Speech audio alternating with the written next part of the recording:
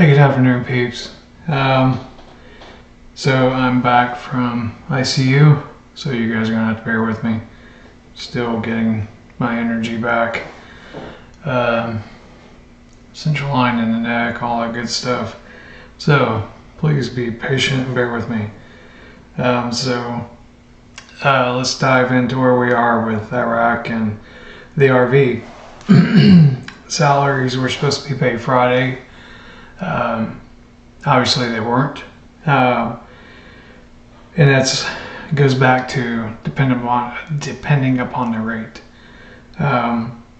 They can still pay them at $13.10, but obviously we're wanting the new rate coinciding with HCL, but we have not seen that rate yet, obviously.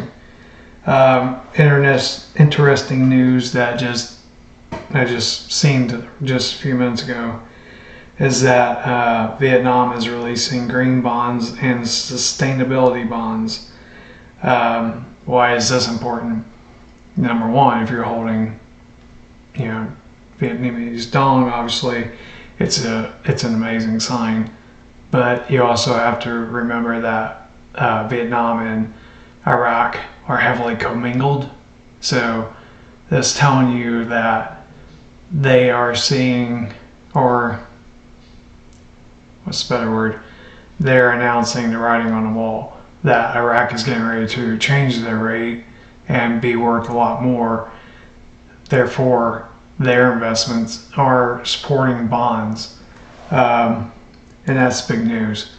We're still seeing tons of things coming out of Iraq articles. Literally every time you refresh the screen, there's new articles coming out about the investment opportunities in Iraq.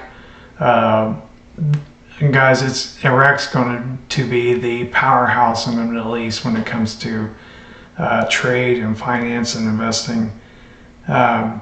We're just in that conundrum of when is it going to happen? When is the rate going to change? And that's the billion-dollar question. Other big news is the BRICS summit that started off today. BRICS is going to force this change. I believe that's why it was on its inception started a clock for the end of SWIFT. Now we're seeing announcements about BRICS Pay, and that's tied to Iraq. And then, it goes back to a great deep dive from Militiaman from about a month or so ago, where he kind of laid out that Iraq is going to use XRP to pay for the rate change exchanges across the globe, that it's not going to be necessary for Iraq to hold currencies from other nations because they're going to use XRP and blockchain technology, QFS, to transfer these funds.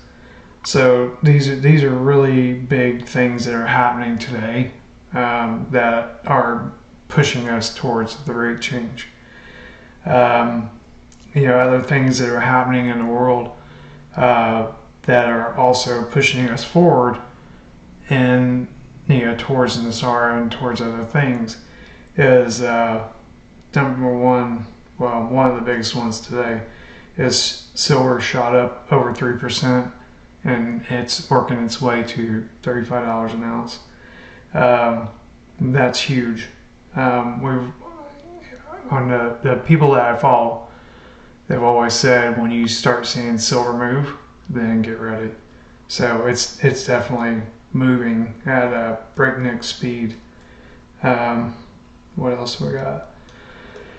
You have to kind of step back pull your head out of RV world and look at the other things that are happening, particularly in the US, because that's where I'm at. I can't speak to things that are happening around the globe, but here in the United States, with the election coming up and the